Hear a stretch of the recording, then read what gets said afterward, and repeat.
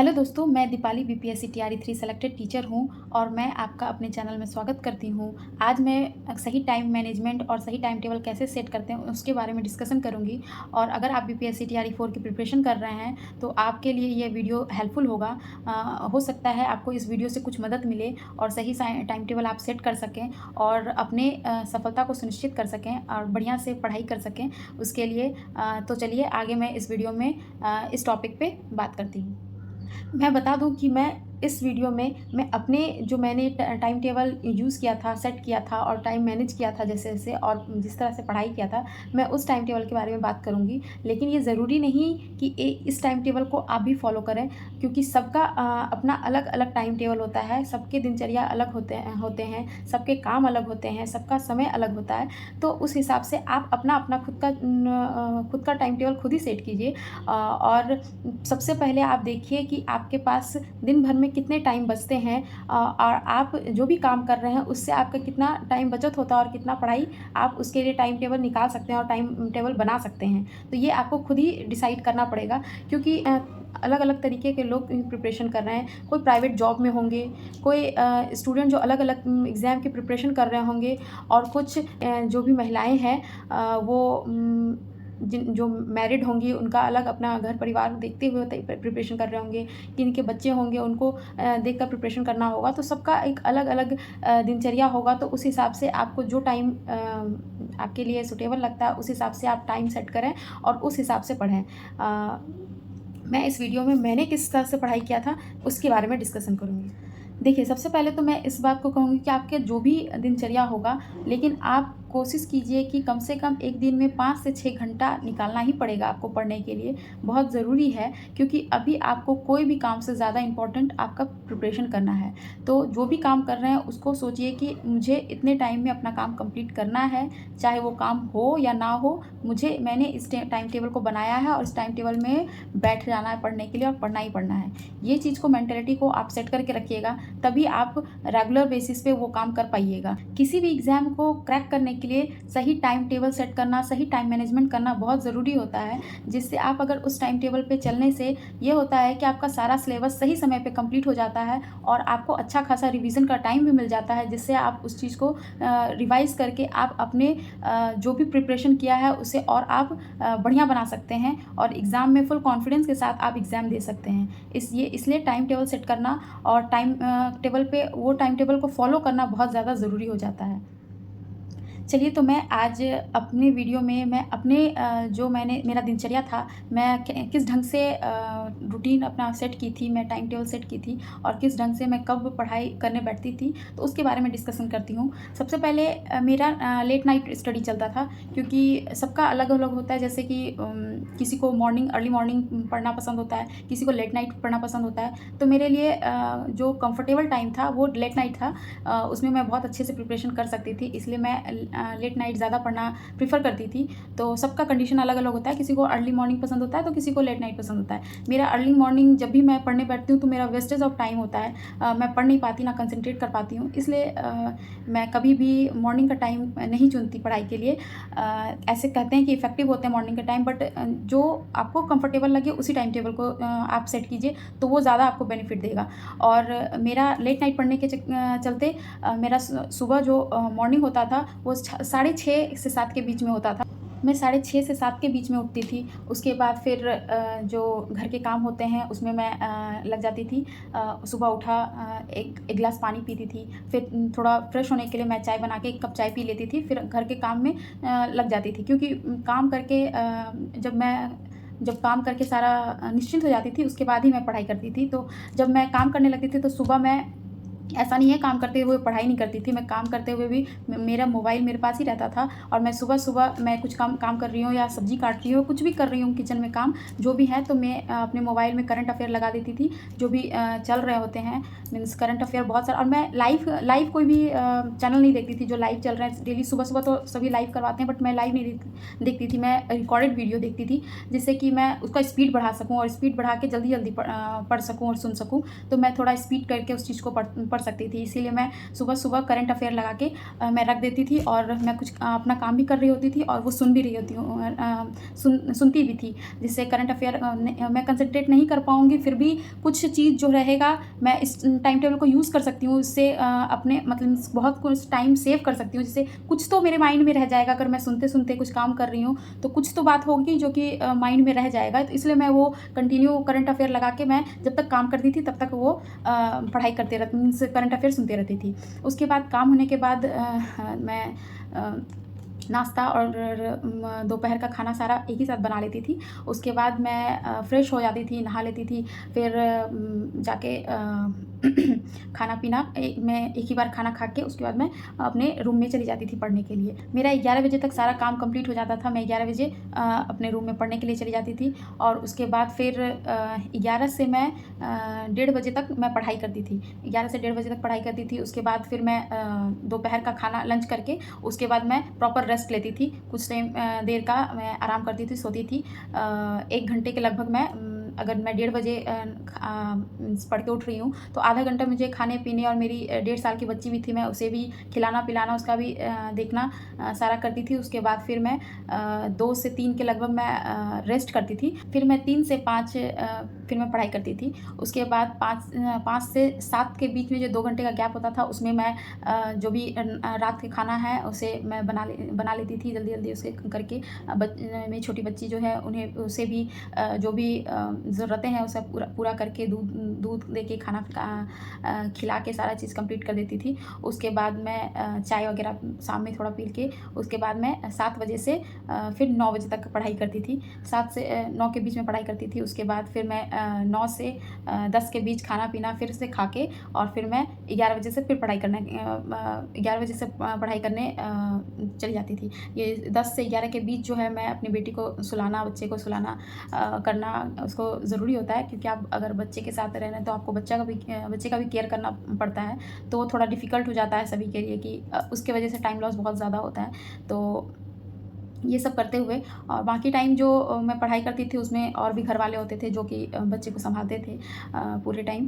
तो ये time table था और 11 से फिर मैं जो पढ़ने बैठती थी तो कभी मैं 2 बजे कभी 2:30 बजे, कभी 3 बजे, जब जैसा लगता था उस हिसाब से मैं पढ़ाई करती थी। कभी-कभी तो इतना मन लगने लगता था पढ़ाई में कि कब 4 बज जाते थे वो भी पता नहीं चलता था। तो मैं इस हिसाब से मेरा लेट नाइट ज़्यादा पढ़ाई होता था। तो मैं 11 बजे से कभी 2:30 बजे, 3 बजे, 4 बजे इस हिसाब से मैं पढ़ती थी। तो और उसके बाद फिर मैं सो जाती थी। फिर मैं साढ़े 6 से 7 के बीच में सुबह उठती थी। तो इस हिसाब से मेरा टाइम टेबल बना हुआ था, मैं इस हिसाब से काम करती थी। और जो भी कभी ज़रूरी नहीं कि मैं रात में मीन्स अपने हिसाब से, जैसे कभी मुझे अच्छा फ़ील नहीं होता था, कभी लगता था कि नहीं मैं प्रॉपर रेस्ट चाहिए मुझे, तो ज़रूरी नहीं कि मैं डेली ही उस चीज़ को फ़ॉलो करती थी। मैं कभी-कभी जब मुझे सही नहीं लगता था तो मैं उसमें आराम करना ज़्यादा पसंद करती थी। तो मैं उसमें सो भी जाती थी। तो वो मैं अपने हिसाब से मैं टाइम टेबल सेट की थी और उस हिसाब से मैं पढ़ाई करती थी। तो ये सब इस तरह के मेरा दिनचर्या चलता था। मैं इस टाइम से पढ़ाई का टाइम निकालती थी, क्योंकि आप छोटे बच्चे के साथ थोड़ा टाइम निकालना थोड़ा डिफ़िकल्ट हो जाता है हर चीज़ को सँभालते हुए। कुछ टिप्स जो मैं आप सभी को देना चाहूँगी कि आप जब भी एक पढ़ाई शुरू करें तो सबसे पहले अगर आप सुबह के समय पढ़ाई कर रहे हैं, जब भी आप सुबह के समय अब सो के उठें, आप मूड फ्रेश है, एकदम फ्रेशली आप तैयार हैं सब चीज़ करके, हर चीज़ से खा पी के सब चीज़ तैयार हैं, तो उसके बाद फिर आप उस समय एक ऐसा सब्जेक्ट लेके बैठिए जो कि मीन्स आपको इंटरेस्टिंग लगे, मीन्स आपके लिए बेनिफिशियल है और आपको मतलब इंटरेस्ट हो उस सब्जेक्ट को पढ़ने में। तो इससे ये होता है ना कि मतलब अगर आप शुरुआत ही बहुत जोश से कीजिएगा, इंटरेस्टिंग जो सब्जेक्ट है उससे कीजिएगा, तो आपको आगे पढ़ाई करने में और मीन्स इंटरेस्ट बना रहेगा। इससे क्या होता है ना कि अगर मैं पहले ही बोरिंग सब्जेक्ट लेके बैठ जाऊँ तो उसके बाद मेरा पूरा समय ही बोरिंग जाने लगता है, मन ही नहीं लगता है पढ़ाई में। आप एग्ज़ाम्पल में ले सकते हैं कि आप जब किसी बच्चे को पढ़ाते हैं तो किसी बच्चे को उसको कैसे बैठाते हैं पढ़ाने के लिए। पढ़ाई करना बहुत ही मुश्किल होता है, उसमें कंसंट्रेट करना पड़ता है, दिमाग सब चीज़ को एकदम सब जगह से अब जो माइंड डाइवर्ट है उसको एक कंसंट्रेट करके एक जगह करके आपको उस चीज़ को पढ़ाई करना होता है। वैसे ही अब बच्चे को आप एग्ज़ाम्पल ले सकते हैं कि बच्चे को जब आप पढ़ाने के लिए बैठाते हैं तो बच्चा पढ़ना नहीं चाहता है, बट उसको अगर खेल कूद करते हुए, उसको समझाते हुए पोएम सिखाते हुए या फिर आप कविता सुनाते हुए इस ढंग से उसको पढ़ाना शुरू करते हैं तो बच्चा इंटरेस्ट लेने लगता है। वैसे ही आप इंटरेस्टिंग सब्जेक्ट जो आपको पसंद है उस सब्जेक्ट को लेके बैठिएगा, तो 15 मिनट आधे घंटे कम से कम उस सब्जेक्ट को पढ़िए। धीरे धीरे देखिए कि आपका इंटरेस्ट बढ़ने लगता है पढ़ाई में। उसके बाद ही आप टफ सब्जेक्ट को लेके बैठिए। टफ सब्जेक्ट में समय ज़्यादा देना पड़ता है, तो वो देना भी ज़रूरी है, लेकिन उसके लिए इंटरेस्ट हमें पहले डेवलप करना पड़ता है, इंटरेस्ट बनाना पड़ता है। तो कैसे बनाएंगे? तो अपने सबसे पहले फेवरेट सब्जेक्ट को लेके बैठिए और उस चीज़ को पढ़ाई शुरू कीजिए, जिससे आपका इंटरेस्ट बढ़ने लगेगा पढ़ाई में। उसके बाद धीरे धीरे आप टफ सब्जेक्ट की तरफ भी देखिएगा, तो फिर उसमें भी आपको मन लगने लगेगा पढ़ाई में। फिर पता नहीं चलेगा कि किस हिसाब से आप पढ़ने लगे, आपको मन लगने लगा और आपका पढ़ाई बहुत टाइम तक चलने लगा। उसके बाद फिर ये है, दूसरा टिप्स ये है कि रात के समय जो भी आप दिन भर में पढ़े हैं एक बार ज़रूर रिवीजन कर लें। जो भी आप दिन भर में किए हैं तो उस चीज़ को एक बार रात में ज़रूर रिकॉल कर लें। इससे क्या होता है, जब आप रात में उसको वापस से एक बार रिवाइज़ कर लेते हैं ना, तो वो दिमाग में आपका सेट हो जाता है। जब आप अर्ली मॉर्निंग उठेंगे तो आपके दिमाग में वही सब चलते रहेगा। मीन्स जो भी आपने रात में पढ़ा है ना, तो वो चीज़ आपके माइंड में चलते रहेगा कि अच्छा ये सब चीज़ मैंने पढ़ा है, वो चीज़ आपका मेमोरी में बैठ जाता है। तो ये मैंने एक्सपीरियंस किया है, उसी एक्सपीरियंस के साथ आपको बता रही हूँ। उसके बाद फिर तीसरा टिप्स मैं देना चाहूँगी कि आपको नींद पूरी लेनी है। नींद से कॉम्प्रोमाइज़ नहीं करना है। अगर आप नींद से कॉम्प्रोमाइज़ करेंगे तो आपका 1 घंटे का पढ़ाई भी व्यर्थ चला जाएगा, क्योंकि आप कंसंट्रेट कर ही नहीं पाएंगे पढ़ाई में। आपके अगर पढ़ भी रहे हैं तो वो ज़बरदस्ती का पढ़ाई होगा, वो आपके माइंड में घुसेगा ही नहीं। और आप पढ़ भी लिए तो फिर अब वो आपको याद नहीं रहेगा, क्योंकि नींद से क्या होता है, माइंड डिस्टर्बेंस हो जाता है। अगर आपका नींद कंप्लीट नहीं हुआ, पूरा नहीं हुआ, आपको पढ़ाई में मन नहीं लगेगा, कोई भी चीज़ करने में अच्छे से मन नहीं लगेगा। इसलिए नींद प्रॉपर लें और दोपहर में रेस्ट ज़रूर थोड़ा सा करें। रेस्ट करने से आपको जो एक ब्रेक मिल जाता है और थोड़ा शरीर में आराम मिल जाता है, जिससे आप जो उठते हैं सो के अपना नींद कंप्लीट करके थोड़ा रेस्ट करके, तो आपको एनर्जी फील होगा और उसके बाद उसी फिर फुल एनर्जी से आप फिर आगे का पढ़ाई कर सकते हैं। और जब भी नींद आए तो ज़बरदस्ती जाग के पढ़ना नहीं है। जब नींद आए तो आप पहले प्रॉपर सो लीजिए, रेस्ट कर लीजिए, उसके बाद पढ़िए। फिर उस टाइम को जो पढ़िएगा तो वो समझ में आएगा कि बहुत ही बेनिफिशियल रहा वो पढ़ाई आपके लिए। हाँ, पहले मन में तो ये ठानना होगा कि भाई मुझे पढ़ाई करना है। ये नहीं कि मैं आज नींद ही आ रही है, मैं सो ही जा रही हूँ, मैं पढ़ाई नहीं करना है। वो आपको अपने अंदर खुद पता होगा कि मैं जो सो रही हूँ उसका मैं कैसे उस पढ़ाई को मेकअप करना है मुझे, और उस चीज़ को मतलब बढ़िया से पढ़ाई करके उस चीज़ को मेंटेन करना है। जो भी मेरा नुकसान हुआ उस चीज़ को मैनेज करना है। तो ये सब मैनेज करना आपको आना चाहिए और इंटरेस्ट भी होना चाहिए आपको ये सब करने में। देखिए, टाइम मैनेजमेंट करना, टाइम टेबल सेट करना बहुत ज़रूरी होता है, जिससे कि आपका सिलेबस सही समय पे कंप्लीट भी हो जाता है और आपका कॉन्फिडेंस लेवल बढ़ता है और आप लास्ट टाइम में बहुत ज़्यादा रिवीजन भी कर सकते हैं, प्रैक्टिस सेट भी लगा सकते हैं, मॉक भी कर सकते हैं, मॉक टेस्ट भी दे सकते हैं। तो ये सारा चीज़ मतलब बहुत ही बेनिफिट होता है अगर आप अपने सही समय पे चलते रहेंगे। और ये टाइम टेबल निकालना आपकी खुद की चॉइस और खुद का जो दिनचर्या है उस हिसाब से आपको निकालना पड़ेगा। और ये बात ध्यान रखिएगा कि आप कितने भी बिज़ी हों, आपको 4 से 5 घंटा या 6 घंटा ज़रूर ही निकालना पड़ेगा और आपको डेली उस टाइम टेबल को मैनेज करके पढ़ना होगा।